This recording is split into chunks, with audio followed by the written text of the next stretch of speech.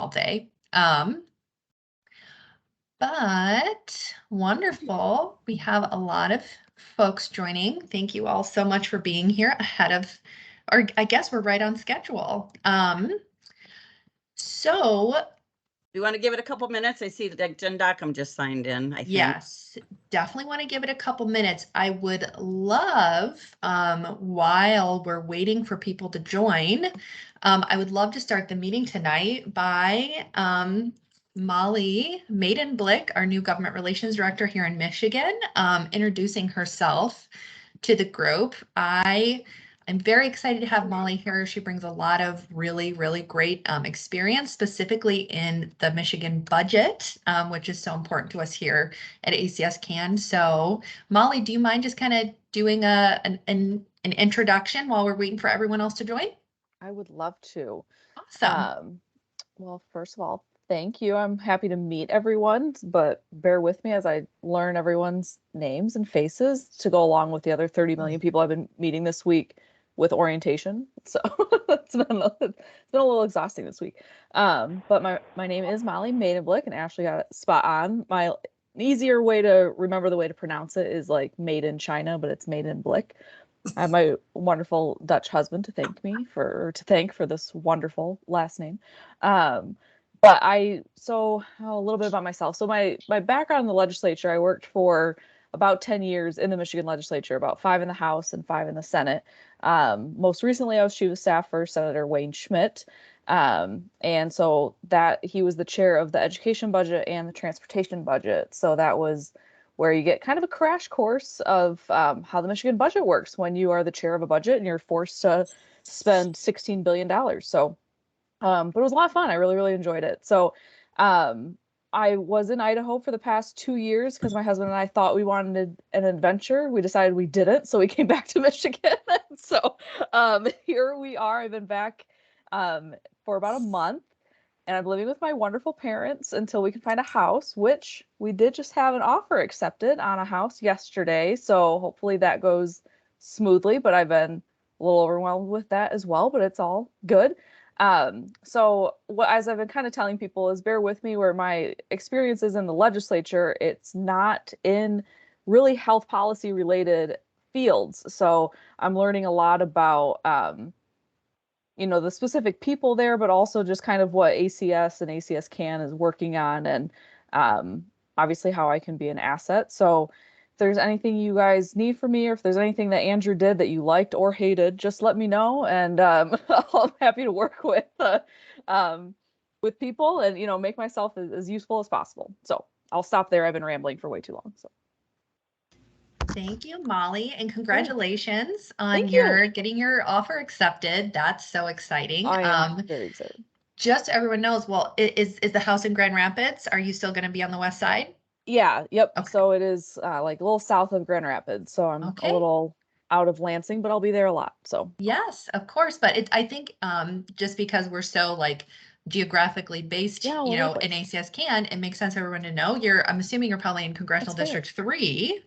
Maybe, or 3 or 2, probably 3. Yeah, so I grew up in Congressional District 2, but I think I'll be in 3 now. I'm in Kent County, so I'm in Wyoming. I'll be in the city of Wyoming for those of you who are over on this side of the state. So yeah, Deb Verbrugge is our ACT lead over in Rep Myers District, and I see her name on here. So Deb, you have a new friend on the west side. Yeah. Awesome. Okay, well, I'm going to share my screen and jump in. I'm sorry if you guys see yourself for a second. I hate it when I see myself on people's screens. So here we go. Well, as you all know, can everyone see my screen? Mm-hmm. Yes. Awesome. So as you all know, we have, kind of been working on with the Strong Start Committee, what we've been called Lunch and Learns, which is, kind of like an onboarding for new ambassadors. And what we have found is that these have been, really successful and really productive. So our Strong Start Committee actually had the idea of kind of doing something like that for our ACT leads, which is why you are all here. I'm so excited you're all here tonight. I know a lot of you already watched the modules. Can we just get like a, a show of support, like, or a show? How many of you guys actually like, took the time and were able to go through these modules? Give a thumbs up, put something in the chat, or come off mute. I mean, unfortunately, I actually can't see the chat. So can someone relate to me what they're seeing? A lot of thumbs Yes. up and hands up. Yes. Awesome. Perfect. Well, I'm so glad you were all able to do it. So I am going to do a big thank you really quickly. If my screen will move to our Strong Start committee members who have worked on this training specifically. So CJ, Robin, Kelsey, Dale, and Heidi have put a lot of work into what you're about to see tonight. It's gone through a few iterations, but we're super excited to have Rachel Erdmans with us, who is on our national team, and also a Grand Rapids resident in Michigan. So Rachel, you have a new neighbor in Molly, which is pretty cool.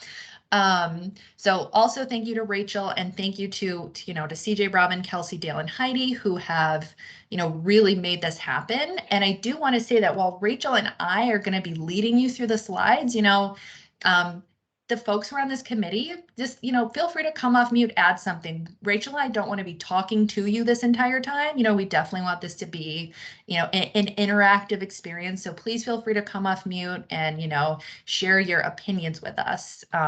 So before we get started, I'm going to set a timer for 2 minutes. And I'd love for you guys to just take a second and, read this question. So this is going to be our icebreaker that we're going to report back on. So, take a few moments and think about what being a deputy ACT lead is to you, or, if you're not a deputy ACT lead, what you see a deputy ACT lead doing. What are their responsibilities?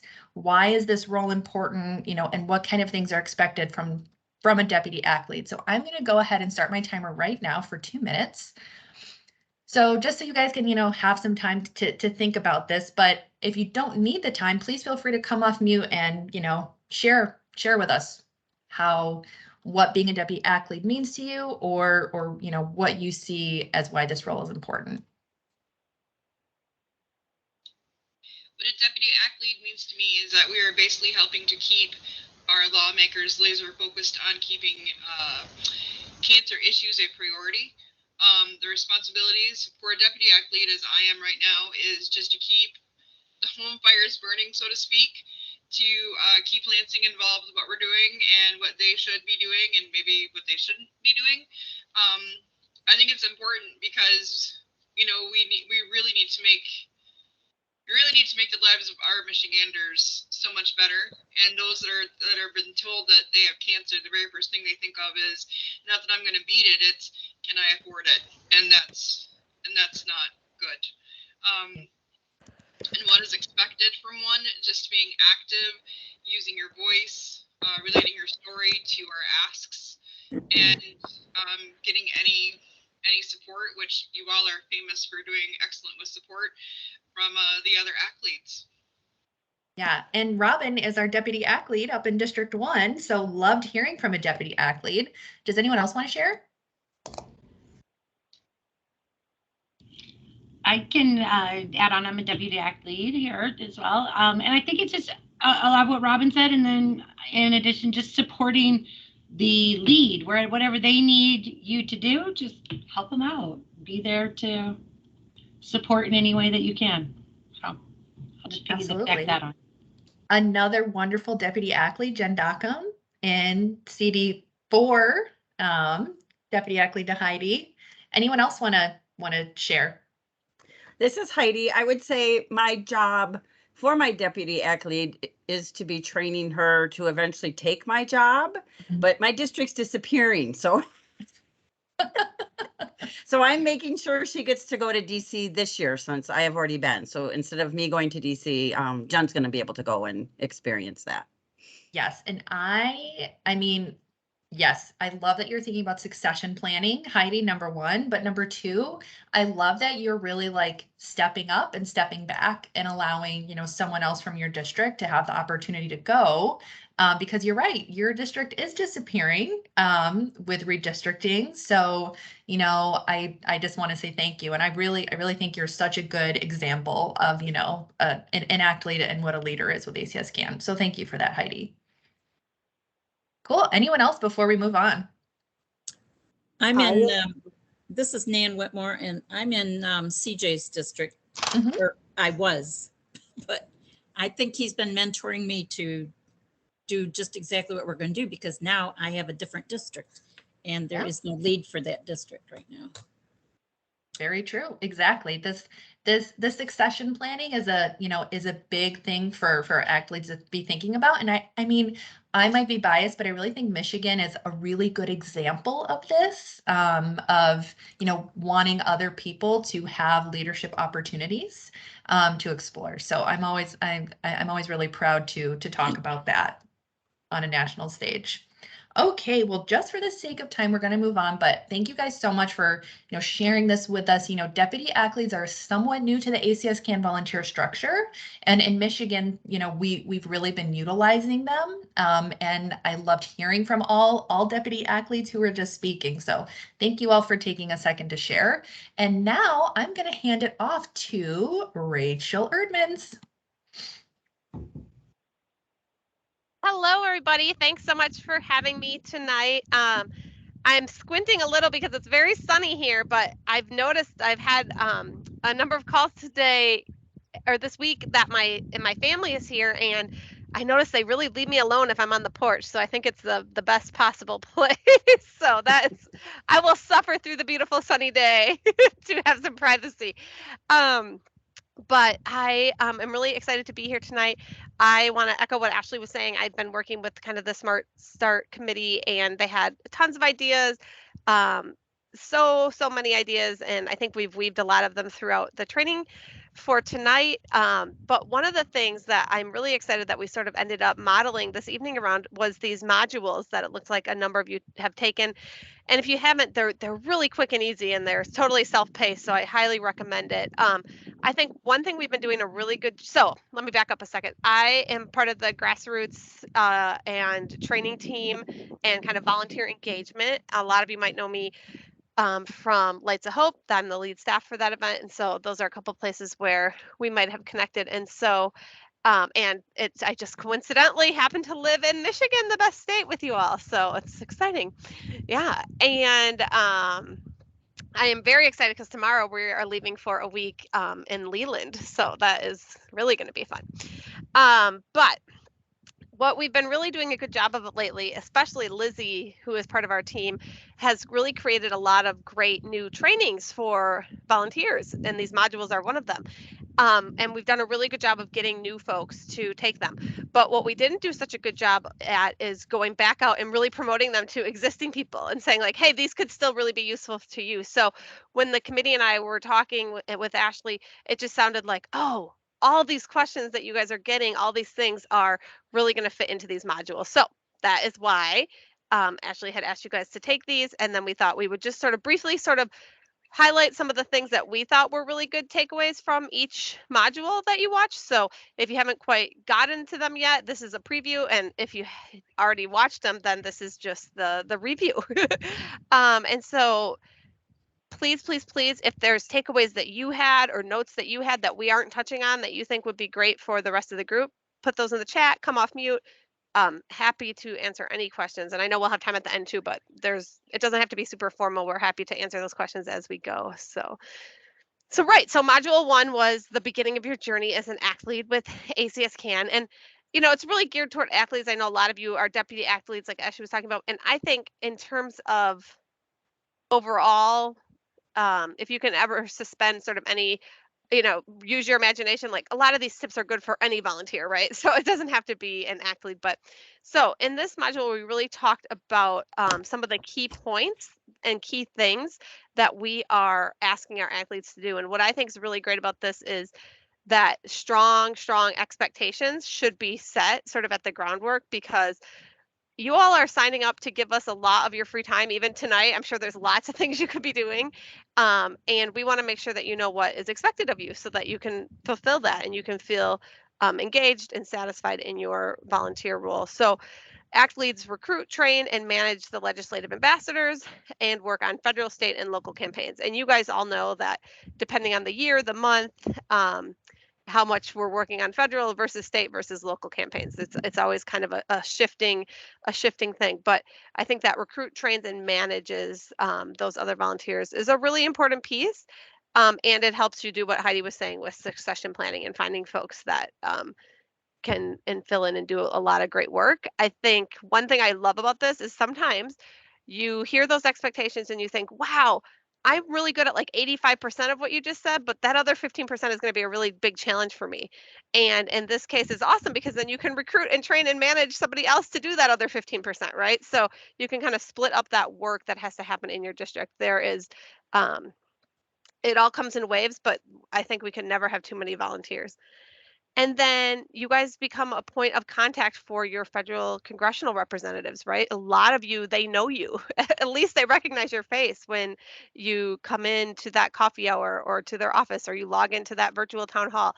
They see you and they know you. And that's good for ACS CAN, right? Because it shows them that we have feelers and people out there in their actual community, real constituents. So that's super important. And then participates in calls like you're doing right now, right? We have quarterly all leads calls. You guys have monthly staff calls and different trainings like you're doing with these modules. So I think that's really exciting. Yes, Ashley, I'm sure some of you are on your reps speed dials. And then, it's sort of a 2-year renewable term. I was actually on a call last night with Florida, and I thought this was really interesting. I'm sure you guys all know that 2 years is great, and we want to know that we're going to have you around for a while so we can really train you and help you become the advocate we know you can be. But one of the staff person in Florida, he was saying, you've all, I think at one time come to me and said like, oh, I'm really overwhelmed. I have this big project at work. I'm not sure how much I can do for the next 2 months. And we're saying, that's fine. You just hang with us. And then when you come back around and you have the time again, we still want you here. So that 2 years again is up and down, right? Like you could be doing tons of ACS CAN stuff for 2 months of it and then have a slower month, depending on what our needs are and what your needs are. So we're pretty flexible through that. And then, yeah, so these categories probably look familiar to you if any of you are into the Ambassador Action Center and you're logging your points in there. I imagine many of you are because I know Jenny is a big cheerleader for that, and it's really great for us to see the work that you're doing. But so these are the same categories, but it's just nice to kind of break it down to how you guys are really making that impact out there, right? Because we can all day long say like, oh, you're making an impact in the fight against cancer, but how are you doing that? So you are impacting lawmakers, you're building and supporting your team, you're finding other people in the community who also care about fighting cancer and you're gathering them. You are connecting with the media, you are connecting with other partners in the community. I know Heidi a couple times ago when I was talking to her was talking about a new partnership she had with the NAACP, like those sort of community partners. And then we're fundraising, and a lot of you do that through Lights of Hope or other ways. So those are the kind of categories of impact for you all. Awesome. And then in this module, they talked about some pretty important resources that I hope you guys are all tuned into, or if not, I hope that this is a good reminder. There is an ACS CAN Connection group on Facebook. So if you are on Facebook, absolutely love to have any of you there, love to have you be active participants. We love when people just come in there and say, oh, I just got out of a meeting, or I just did this, or, it really helps other people see themselves in the work if they see that other people across the country are doing it. And it's a great place to communicate and celebrate some of those wins. So if you're not in the ACS CAN Connection Facebook group page, you should join if you're on Facebook. And when you join, we have all volunteer moderators. Our volunteer moderator is a real big stickler for there are 3 questions you have to answer. And if you don't answer those 3 questions, she will not let you into the group because we try to keep it really specific for current ACS CAN volunteers. And then just new last year was the volunteer homepage, which is at fightcancer.org/volunteer home. And that's where many of you probably got the modules, unless you went to the volunteer community, as well as tons and tons of other resources. And again, that's same, organized by those categories of impact. So that's pretty important. Oh, and yes, that's exciting. Something we added new this year to the Ambassador Action Center was sort of these organization building sort of things can be tracked and you can get points for, like attending tonight. So you should make note to do that. Or if Yeah, you're a good and- multitasker, you could do it. And before I get this question, I'm just going to say it. You guys are all going to get this slide deck at the end of the meeting. So, I mean, these are actually links. You can click on them. I know a lot of you are plugged into these places, but just in case, this will be something you can easily click on in the future. All right. Heidi has a question.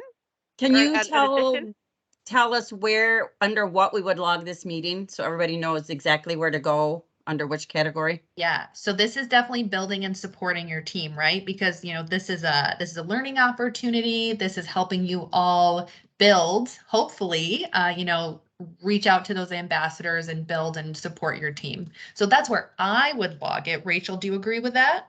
I agree 100%. Yeah. All right, thanks. Awesome. All right, so that was the refresher or preview of the first module. And then going into the second one, which I think obviously, I know that you folks in Michigan really excel at this. So this is the building a relationship with your lawmakers. All right, and so Ashley is wanting everyone to know that you will talk much more about this in August during the ACT Leads call. But this does not happen overnight, right? This is not something that we sort of expect if you're new or if your district is changing that you will be, invited to the cookout at your lawmaker's house the next week or something, right? It's just like any relationship that we're building. That's such a good reminder that these lawmakers, they are humans and people just like us. And it is like building a relationship with anybody. And you might click more with some than others, but you can still have that relationship for the sake of your community and for the work that we're doing.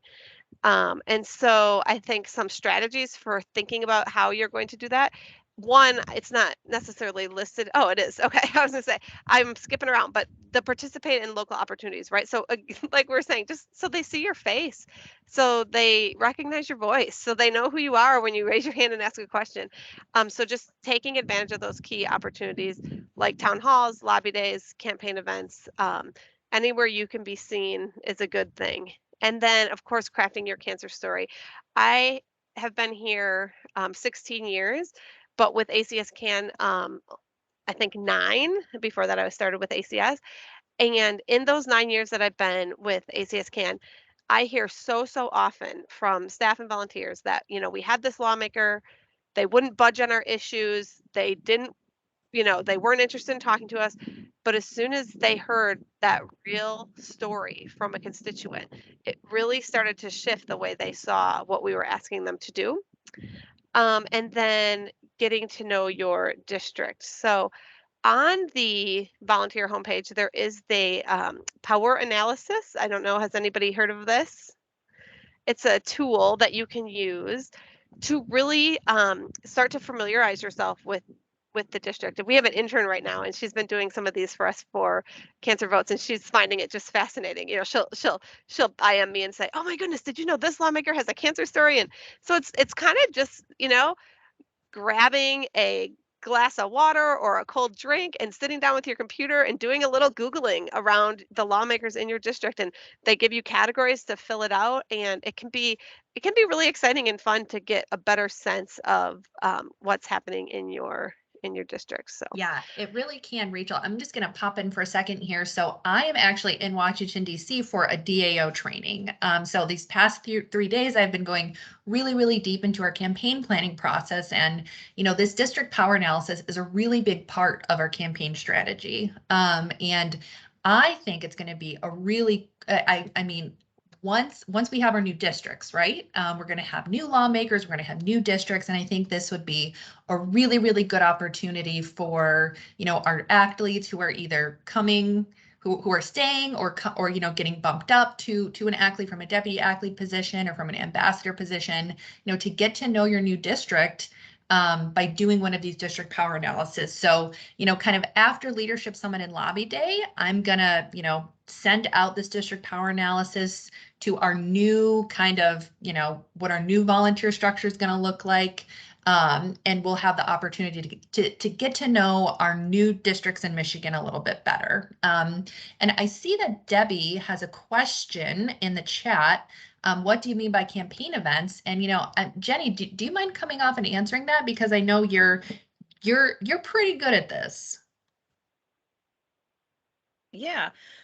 So right now, at least in our area, because I follow Molinar, I know he's not going to be mine, but he's moving to District 2.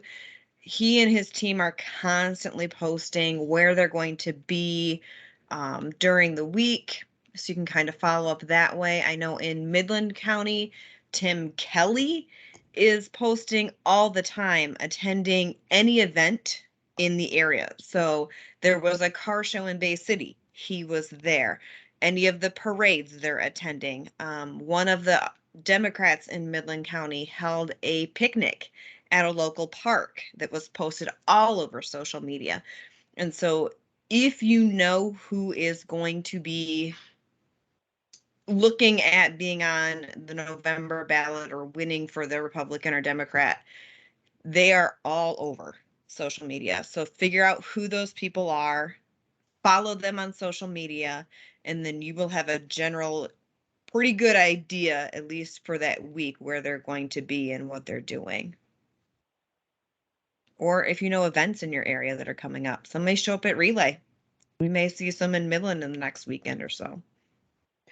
Yeah, and I know like parades, all those sort of community events become campaign events around this time of year. So I think the other thing, Jenny, that when you posted about social media made me think of that most are posting on social media, that's another place to get to know them, right? If you're adding them, if you're mentioning them, their staff will start to notice that and start to pay attention to who you are and why you're why you're in contact so much. So I think that's I'm not suggesting that you in any way spam your lawmakers, but it is another way that you can get in front of them on social media right from your couch. So excellent. All right. And then the third module was about building your team, which I think is a place where I'm just going to start off and say, please do not expect in the next few minutes that I'm going to give you some sort of magical recipe for recruiting a team, right? It is a struggle. It is hard to find people. But what I have been talking about lately and saying to people is I think we kind of need to, this is not in the module, so I'm going to say this before we jump into the sort of review. We really need to reimagine what success looks like. I think we think that when we're trying to build our team, we have to do it by the hundreds, right? That we have to go to a big event and come back with 50 new volunteers and that would be amazing, of course, right? And I'm not saying there aren't occasionally opportunities like that, but those aren't the opportunities that we are mostly getting. The opportunities we are mostly getting are talking one-on-one with folks in our network and letting them know what we're doing, answering that question of, oh, what have you been up to, with talking about ACS CAN, connecting with them about their cancer story, and letting them know how they could be a part of what we're doing. There are 17 people on this call right now. If all 17 of you recruited one person in the next 3 months, that would be a huge success, right? And that's one person. So again, I just think in terms of recruiting, reimagining our success in sort of this post-ish pandemic world where we're just all sort of reemerging and doing things back in the world a little bit. I think that is a great way to sort of switch your thinking on that, of like, we can recruit and we can build our teams by those ones. And yeah, so let's move on to the next slide. All right, so legislative ambassadors are super important to building that bench and getting ready, right? So that somebody is getting a chance to sort of dip their toe in the water and feel out ACS CAN before they commit to being an ACT lead or a deputy ACT lead, as you all have done or are doing. And so they help us by just, again, building that bank of more stories to tell our lawmakers. They help us recruit more people, right? More people, bring more people. They know people that you don't know. They represent ACS CAN in the community and, of course, help fund our mission by participating in our fundraising efforts in terms, including Lights of Hope. So they're really important to our role. And I know sometimes people think like, well, I don't really need any help. I'm fine in my district. It's just me. But, you could get the opportunity to go live in Hawaii for a month, which would be awesome. And then we wouldn't have anyone in your district. There's all sorts of things that happen where you do want to build that bench, and we do need these legislative ambassadors. And so I think it's a great first step into the organization. It Next really slide. is. And I just want to just tag something on here. I mean, if you're wondering, like, who's a legislative ambassador, like the legislative ambassadors are like the folks who come to our Cancer Action Day in Lansing, that aren't ACT leads. So these are people that really help us, show power in Michigan. But one other thing I want to mention, also love what you said, Rachel. Like, we really do need to reimagine what success looks like. When it comes to legislative ambassadors. And, there is a pretty steady stream of folks who sign up to be a legislative ambassador online, right? Like, I think a lot of you know Ria, who is a University of Michigan student. She literally signed up to be a legislative ambassador online. I was able to onboard her personally, and then I plugged her into the Strong Start team, and she is, one of our really, really, really active youth volunteers. So, these things happen through the website, but they also happen through you. So there's a lot of different ways that these legislative ambassadors find us. And I think what the Strong Start Committee has been doing really well is onboarding them in a way that they can really integrate into our team in Michigan, and we can retain them. And that is just so crucial. So I really want to thank our whole Strong Start team, who have been working hard on retaining these new ambassadors. So before we go on, I will say I've been getting lots of texts this week that this is exactly what people are hoping this call would be about tonight, is how do we as a group help each other share ideas, more of a conversation, where do I go? Who do I meet with? What works for you? So are people willing to come off mute and just have a conversation? Like, Nan, you shared tonight an idea you had that you're going to try to incorporate into your relay.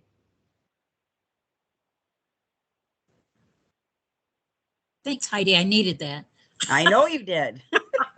I going through those modules, my relay is in 2 weeks, and Jackson, has always been a big deal. So I am so looking forward to using some of those module items as storyboards for me to do some recruitment and or share what ACS CAN is and isn't. And those modules were just so concise and gave me some really great ideas that I'm going to be using some of those displays that there were in the modules to make storyboards to have at my site, where I'm going to be hopefully recruiting. And by the way, I'd like to welcome Caitlin Bryce. She's a brand new ambassador that introduced herself to me at the team rally last Wednesday evening. She's brand new to this area, and I was so excited to have her come up and introduce herself. Welcome. I was wondering Hello, what that everyone. name was. I know. She's an amazing young person that I think we're going to see a Thank lot you. of great things from. Yay. Yeah. Welcome, Caitlin. Really welcome. Absolutely. Thank you, everyone. I appreciate Yeah. it. Thanks for just Glad to be diving in here. head first. I love it. I love that She's- energy. I can already Thank feel it. you. And she's an amazing young lady. So Well, thank you, Nan. Yeah, I appreciate the kind words. I love the idea. That's a great idea, Nan, and you'll have to share some pictures with what your boards end up looking like, and of course, what your results are. And again, I think, we have to think of it like a funnel, right? If you're at an event, even a big relay, and there's hundreds of people there, if you walk out with 10 people who are solid leads that you're going to follow up with, I think that's success, right? Like, you have to sort of set a realistic goal for yourself. And I think that that's okay, because we don't need all 400 of those folks, right? They're not all the right people, but you're going to find the right people. not just that, one of the things I liked about what it does and what it doesn't, how many people have been asked, what does ACS CAN really do? And that had some really great details that we're going to be able to share with my relay. We're going to have like a ACS CAN Power Hour, and so I'm looking forward to sharing some of that. Awesome. And I'll give you guys a little preview at Leadership Summit and Lobby Day. One of the huge, some of you participated, we had some surveys, some work groups. not work groups, surveys and focus groups to try and analyze our volunteer structure and be like, okay, where the, it's about 10 years old, like where are the weak points? What do we need to do to like make this as best as it can be? And one of the big things is that even volunteers who have been here for a really long time, they want that refresher of like, how do I talk about ACS CAN? Yeah. Because maybe they've been involved in so many things. They're giving people like the 401 level course, and people really just want the 101. Or if you're brand new, you need to know where to start. So we are going to have that, and then obviously once those materials are created for that breakout, everybody won't be in the breakout, but we'll share those widely. So I think that's great. What else? I love the idea, Heidi. I mean, are there other places or things that folks are doing, or places you're talking to, or parts of your community that you're like, oh, I really need to spend more time there?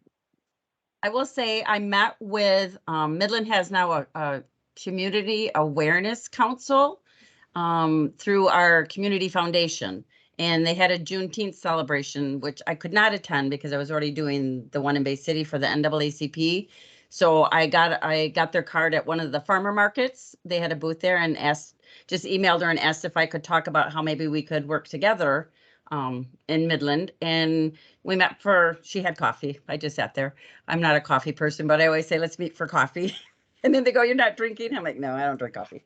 So we met at a little local coffee shop, to support local. And we had a great conversation. And she said, I'm not the person you need, but you need to talk to Julie Nunn at Cancer Services. You need to talk to Charlie Schwedler at Senior Services. You need to talk to this person at the hospital that, there may be. And when you say you and I have talked and that, you'd like to collaborate and figure out how do we close the disparities? How do we help, groups in Midland who feel underserved or feel like their voice is not heard or feel like they're not supported? And it was like a half-hour meeting, and out of that I got at least 3 good leads and a way to think more. And she said, check with almost every city has a community foundation of some kind.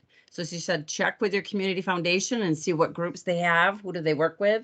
They might be able to say, I'm not the person you want to talk to, but these people are, because they, like at Cancer Services, there's caregivers and cancer survivors. It's a perfect place to see how can we work together. And Senior Services, she said, that's another place where there may be people who want to have their voices told as survivors and caregivers. So it was interesting that she didn't just blow me off. She said, let me see what you really want. And she gave me some good ideas. Like, we need to create some kind of a one-pager that explains what we are, not the legislative ambassador description, because that's overwhelming. But when we go to talk to people how can we work together, collaborate with your organization and ACS CAN, and this is what we're looking for. And I thought, oh, that is true. Because, I had brought all of our, what does your $10 do? What does ACS CAN do? And she said, that's all great, but what is it you want from me? And I thought, oh, yeah. So I think we need to work on some kind of a document that says, as you go like to talk to the NAACP or go talk to, I know CJ has been working with, and Nan with that, and I'm going to miss a letter, the LGBTQ plus. That's all trying, you missed. Nan. You got all the rest of them. By the way, we're going to have a Pride event in August in Jackson, and I've been offered a free booth. So I'm hoping the new table covering has arrived by then. I'm looking forward to, I'll be able to use those storyboards again right away. What table covering? There's a new LGBTQ plus ACS CAN table covering that is being offered. Nice. It's a flag, so you can either hang it or put it on your table. Right. And they are out of stock because they were very, very popular during June. I'm sure they are. We're we all love restocking it. them. Yeah. We all love them. Nice. But also, if for some reason they're not, I don't know what time in June it is, but we can kind of connect you with other people who aren't using theirs, and they can ship it to you. Yeah. So we can. Well, mine is actually, ours is in August, so it's still it's still upcoming. So great. Cool. Nan, thank you for sharing that. I gave CJ the date for the Jackson one, but he's going to do the Lansing Pride. So I'm messaging him to let him know you have Jackson covered. Yep. Well, and he and I actually already talked about that too. Oh, good. Hey. All right. Perfect. Amazingly, we're both from the same district. So awesome. So yeah, so those are great opportunities to be out in the community too. But before we jump back into the slides, I just want to say what Heidi said about, that's what I think is so important. It's all about relationship building, right? So it might not be that first conversation, or it might not be the third conversation with somebody where they say like, yeah, you know what, I'd really like to do that. But you just have to keep building. It's like, you know, you're building the levels of their knowledge of ACS CAN, and you're kind of sticking with it and you're following through. I think that's super important. So excellent. Well, we should keep trugging along right now, I think, because I know Ashley has a couple of slides she's going to share. I'm almost done. Sorry, I went down because Yeah. you guys referenced this chart a few times. So this is like the difference between, and this is one of Heidi's favorite lines and one of my favorite lines, ACS CAN does what ACS cannot. So this is a few down, but here we go. So Rachel, you were getting into those volunteer recruitment steps, which is kind of what you guys already talked about with, you know, Yep. It's not always the first person, it's not always the second person, but yeah, so I will go ahead and yeah, we get can us move back on. I started think we've here. sort of talked about that in real Okay. life examples. Yeah, and then, you know, again, we kind of talked about this too, right? Like, I think what's important for the onboarding is however you do it, if it's using the position description, if it's using the partnership agreements, if it's not, cool, but making sure expectations are clear, right? I can't tell you how many times volunteers are like, nobody told me that I was going to be expected to do XYZ, and they feel a little like left in the dark, right? It's not that they don't want to do that thing. They're just like, we really want people to say yes. So we try to like make it sound as easy as possible. And it is a pretty easy job, right? But we should be upfront about what we sort of are expecting. And then they can tell us like, oh, I can't do that part. And then we can talk through that with them. But let's be upfront about what the job is. I just think that's my total key takeaway on this slide. And then we've already talked a little bit about delegating, make sure we're engaging people. And then it's all about succession planning so that we can keep going and being a strong organization. We can move on. We can do the next slide, Ashley. Great. Well, then I will take over. Yep. And again, like I said, I'm going to share all these with you guys. But all of, you know, this is really just a review of what was in those modules. So before we move on, does anyone have anything else they want to, you know, add about building those teams or any successes that you've had? I know we just did that, but I just want to give you guys another opportunity. Cool. Well, so I'm going to take over these next few, you know, review slides.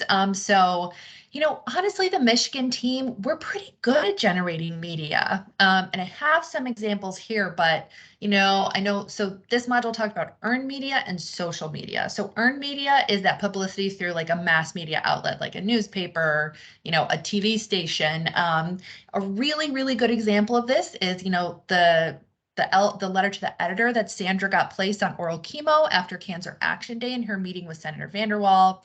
And then Heidi just recently had a letter to the editor published asking, you know, making that ask for our $10 million for cancer cessation and prevention.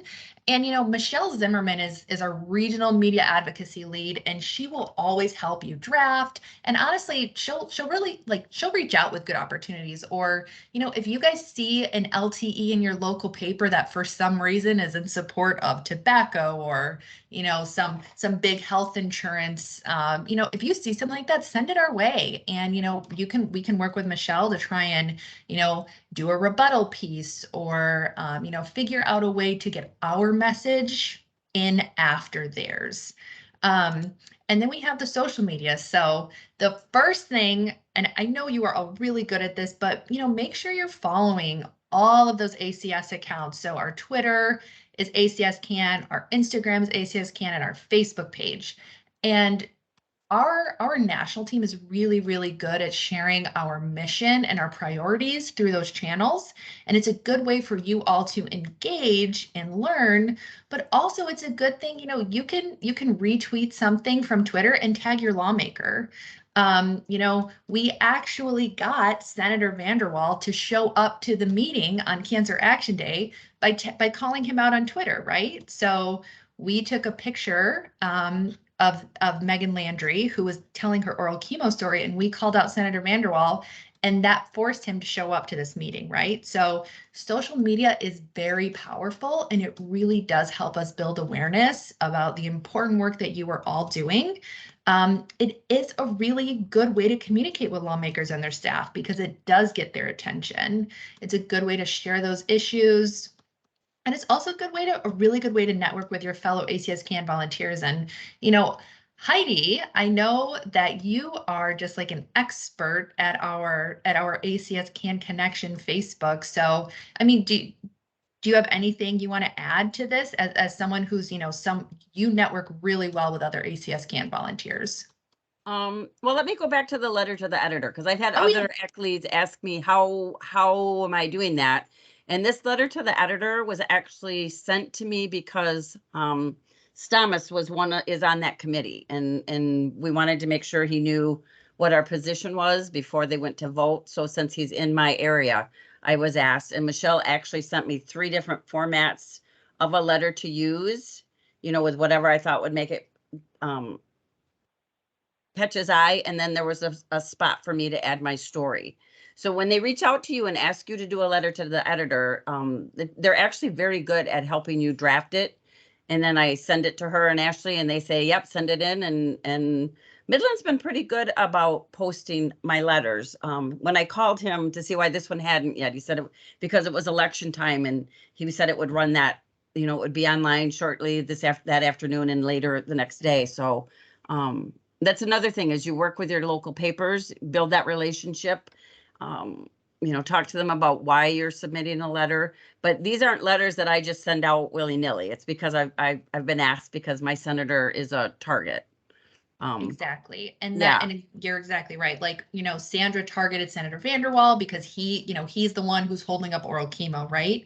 So he asked Heidi to target Senator Stamas because he was on the budget committee. So Michelle and I will, and Molly will work together to identify good targets for these different media tactics. But our media tactics have been quite successful. Has anyone else had like an LTE or even an op-ed published recently?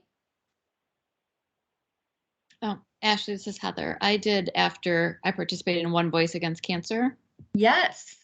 Yep. Yeah. So that was for cancer research. That was more of our national priorities, but that was done in the, oh my God, what paper was it? Macomb Daily. Exactly. Yeah. So, this works for both our federal priorities and our state priorities, because obviously, Heather's Congressman, Andy Levin, is going to read the Macomb Daily, and he's going to see that one of his constituents, participated in this. Luckily, Congressman Levin is pretty supportive of our asks. So it really works both ways. It can work to like call out your lawmaker, but can also work to help support your lawmaker. And since you mentioned the supporting, I did end up sending a copy of that to Levin, and then also our senators, Stabenow and Peters' office, just to let them know that I had enjoyed meeting. It was another good way to follow up with their staff people to say it was great meeting you. Just wanted to let you know that this was in, this paper. Exactly. Yeah, that is just like a beautiful example of tying this all together, right? You're not only are you getting that earned media, but you're also continuing to strengthen and build that relationship with your lawmaker. Snaps. I love it. And, with Heidi and Sandra's LTEs, we tagged Vanderwall on social media. We tagged Stamas on social media, and Vanderwall actually reached out to Megan Landry, who was on our ACS patient support staff. And, he literally gave her a call on the phone, and Megan and Senator Vanderwall had a conversation about oral chemo.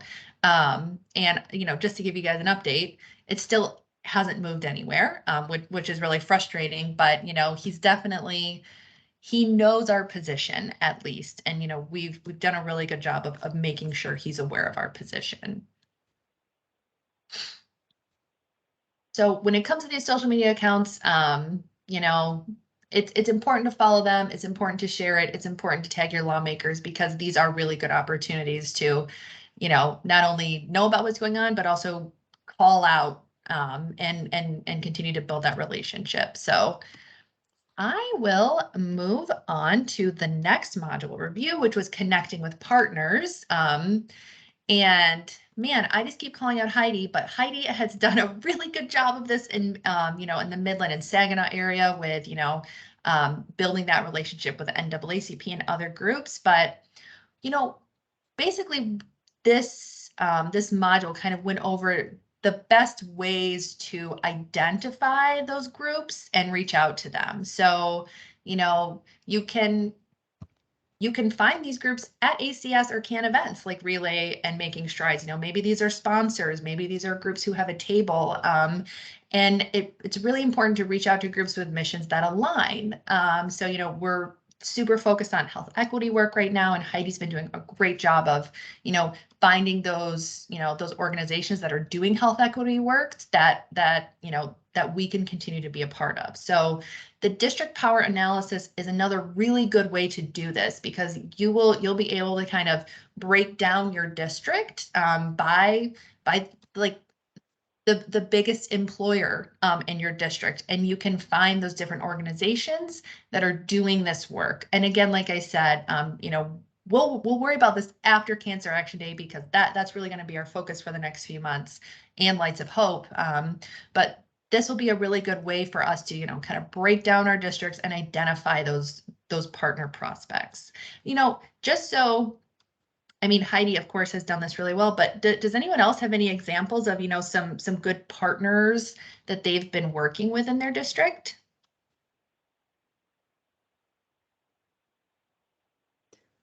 I'm just going to say this is probably the reason we decided we needed to do this training, is because this seems to be what we all struggle with.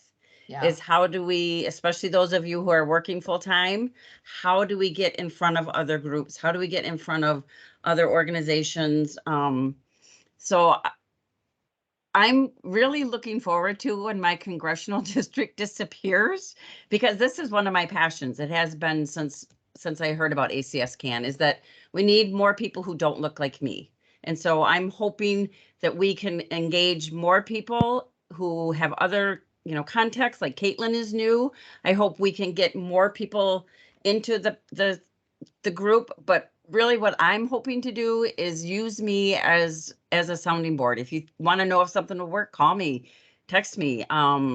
We're all in this together, and there's no way that Jen Dockham and I can even cover all of District 4. So, you know, we knew we had to work harder. And I know going forward, we're going to help Adrian, you know, find people. It isn't just the ACT Lead's job to find ambassadors. It's really all of us who have contacts all over the state with people who are interested in fighting cancer to all be communicating and figure out how do we get this huge grassroots army of people who will reach out to their legislators, go to meetings in their local towns, make the phone calls when we need them. So this, to me, I'm excited that this is a way that we can really blossom one person at a time to, you know, grow our grassroots army to affect public policy. So don't think that I'm doing anything wonderful. I'm not. I'm just making myself go to groups that I'm uncomfortable with and starting conversations. And it's taken me probably a year and a half to make inroads with the NAACP, but that's okay.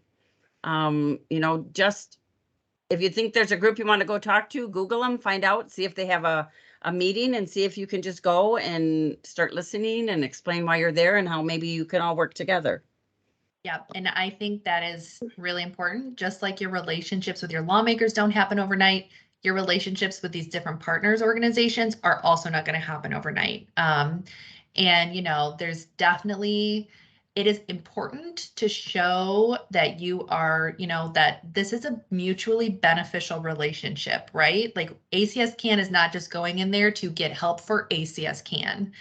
You know, we want to help their organization. You know, we want to help the NAACP and their goals. We want, and we also, of course, you know, want to advance health equity as well. So it's definitely a mutually beneficial relationship. And I really do think that, you know, our new districts, these power analysis are going to help us identify what, you know, what these partners look like for us.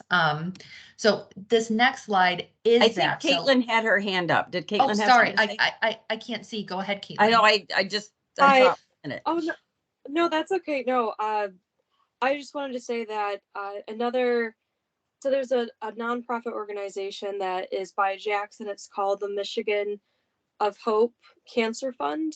And so what they do is they their main goal is just to provide financial assistance to cancer patients and their families, whether that's medical supplies, treatments, medications. And so I sent them an email, so hopefully I will get something back. But I think they'd be a really great resource just because, I mean, American Cancer Society can, we try to help, support more of us. So supporting, funding levels for cancer research is another one, and prevention.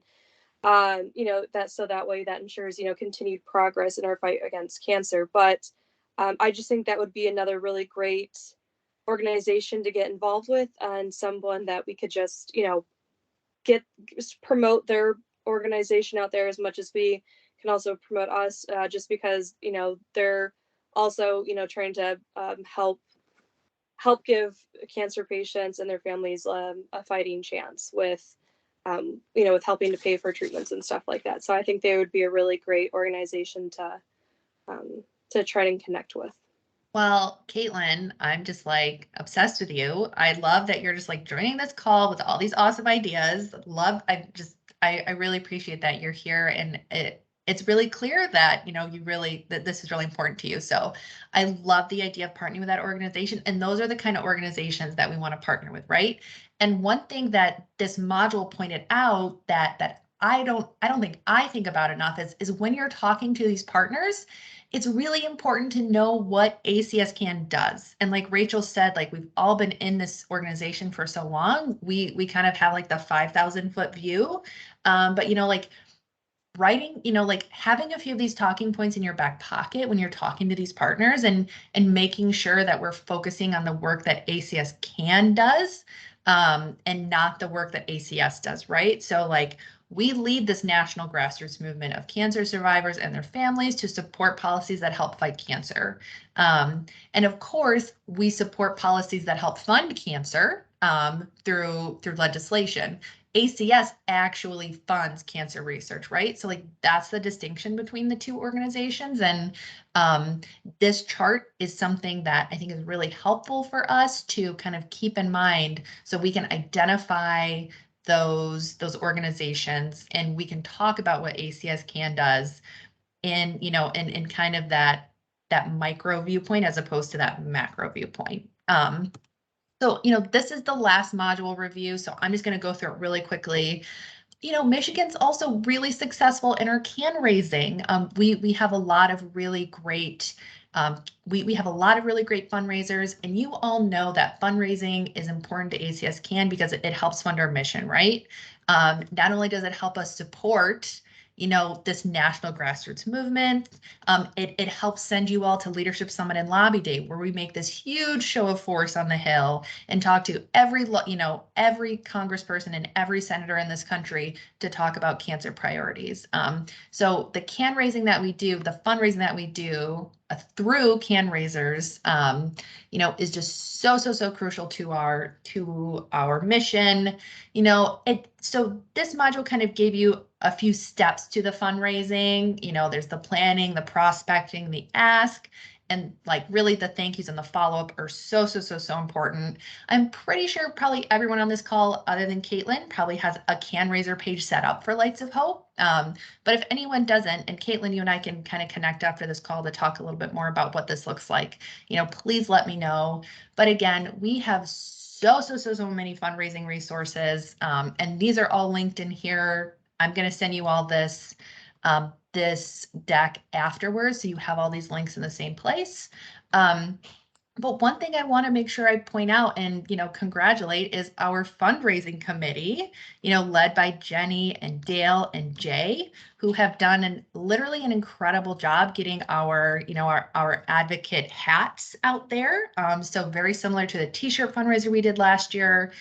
Buy this apparel. A portion of what you buy is going to go to our Lights of Hope fundraising.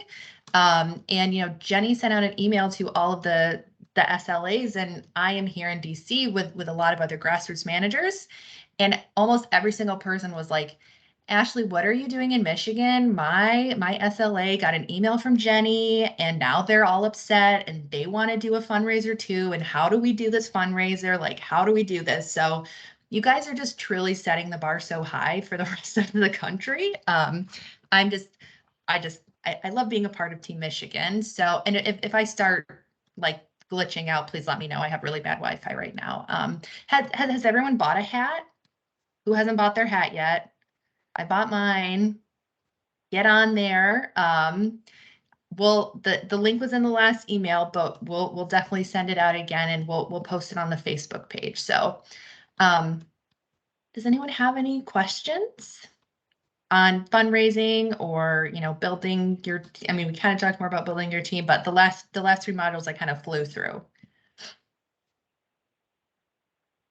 Ashley, I have a question for you, or just not to put anybody on the spot, but when we're talking about fundraising, and I guess it goes back a little bit to how Rachel was talking about when we become volunteers, what are the expectations and everything. My question has been, and I know I brought this up, but I've always been kind of curious. We talk a lot about fundraising, but I've never really heard, like, do we have a requirement that's expected of us? Like, is it, $500, $1,000, $2,000? I just feel like, I'm going to be upfront with you, that it's always made me a little bit nervous that we just get told every year, like, we need to fundraise and here's Lights of Hope and there's this, and then do this can raiser and then do this one. But I never really know, like, what your expectation of us is. Well, I'm going to let Rachel field that because she is literally the Lights of Hope expert. Yeah, I'm happy to field it. It's not like, sometimes when you join a board or something, there is a very explicit, clear fundraising deadline. There is not that. I think that the expectation is that we all contribute in the way that we can, right? And so, fundraising is some people's thing. Like, they love it, they thrive on it, they like the competition, they love to do it. And for other people, it's like, okay, I'm going to do that because it's important to me to support this organization that I care about, but it's not my thing. And so I don't know. I mean, for Lights of Hope, and this is just me personally, this is not, I always feel like if you're one of the people who is coming to Leadership Summit and Lobby Day, that raising that sort of $200 to me feels like a pretty good investment in the organization that is, sort of sending you on this trip. And it's mutually beneficial. Obviously, we really want you to come. So that $200 for me is great, but there's never a time where people are like, oh, you only raised 170, you're out. Like, there's not a limit. It's sort of figuring out what feels comfortable for you and where you want to be in that. And also for fundraising, it's like sort of these other can raisers out. So I always say with Lights of Hope, it's like Lights of Hope is not mandatory, but it is a huge and easy tool that we give you to sort of fulfill that fundraising expectation, right? Like, it's pretty easy sell. People like it. But like, there are other opportunities where people decide, like, I'm going to host a silent auction, or I'm going to have this. So those are, if that's something that interests in you, we have the tools and the resources for them. But I feel like for my, and maybe I'm biased because I'm the head staff for Lights of Hope, but I just feel like for the person who's maybe a little more reluctant or a little more nervous about fundraising, Lights of Hope is just a really easy step into that world. And I think that $200 is a great sort of level to aim for. Okay. Rachel, Okay, what's I need all my other donations back. I need to put them under my name. Just kidding. Rachel, That's the other thing. It's sometimes people what is the ACC, the Action Center? What is that to hit that pillar? So you hit all 5 goals? Yeah, what is that? I don't have it remember. pulled up, and I don't have it on the top of my head. But You're that's on mute. Oh. I hear you. I hear you. I think it's 250. That might be right. Yeah. Right. I think you're right, because someone recently asked me, like, why doesn't that match the can opener ticket? And I was like, I don't know. I wasn't around when both of the amounts were decided on, so I don't know. There must have been a reason at a time, but it's something to evaluate for sure. So. Okay. Well, thank you for saying and explaining that. And the 200, I mean, I totally understand that. That's fine. I just have always been, you all know me, I'm a planner. I like to know, I need knowledge and all that. So that's always been like my little anxiety thing, because sometimes we'll sit on these, like the national calls, and they'll talk about like fundraising. And I'm like, I don't know what that means, because it means something different to everybody. So thank you. We think you should raise 15,000, Heather. We've actually assigned that to you. Yeah. Go ask one of my congressional candidates over here. Just so everyone on the call knows, our Lights of Hope goal for a state this year is $14,000. So we're hoping as a state to raise $14,000 for Lights okay. of Hope in Michigan. And you know what? We're really lucky because Rachel Erdmans lives in Michigan and her fundraised amount goes towards our total. And Rachel always raises over 1,000. So we're happy to have you in this state, Rachel. I'm glad I can be useful. I will say that a good thought for someone like you, Heather, and probably other people too who are really big planners is maybe in the fall or in the winter, a lot of times different states, different timings will have like, sort of a volunteer kind of like kickoff for the year or retreat. It might just be a virtual conversation, whatever that is. There is like a cool kind of tool. We handed it out at SLA Summit and it's kind of like a pyramid, and it would start with like, okay, here's our $14,000 goal for Lights of Hope. Okay, we know Rachel always raises $1,000. We know so and so, and kind of plugs that in, and that way, someone like you could say like, oh, okay, great, I could slide into that place right there. That's like, we're missing that $250 or so. Yeah, I think that is a really good thing to think about with the pyramid. Yeah.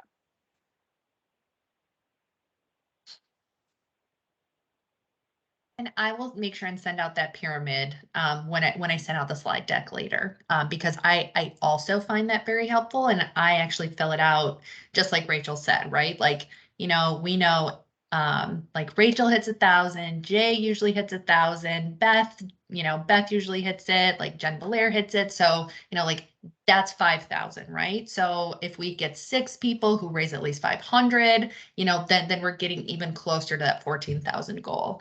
And this year we're doing some Lights of Hope sponsorship work as well. So hopefully some businesses can make up some of the difference. And this was only scheduled to 8 o'clock. So I want to be really, really, respectful of everyone's time. So this was recorded. I'm going to send it out. I'm going to upload it to YouTube, and then I'll send it out to you guys with the slide deck and the fundraising pyramid.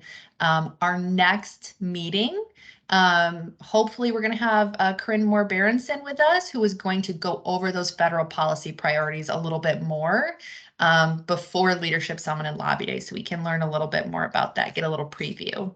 But thank you all for this discussion. I'm so glad you all participated and watched those modules. If you haven't watched them yet, just watch them now. Like they are, they're self-paced, but like Rachel said, you go pretty quickly through them. So thank you all. I hope you have a wonderful night. Yes, Heidi. A lot of us were very frustrated with the one module where you had to match up like the 4. Look at Jen's face. You had to match up 4 different things, and if you didn't do it in the exact order that the computer wanted, even though they were right, we were all swearing at our computer going, I know this is right. All right, I'll let Lizzie know that there is a frustration for when it's refreshed, that we should fix that. Yeah, it tells us we're wrong and we were all right.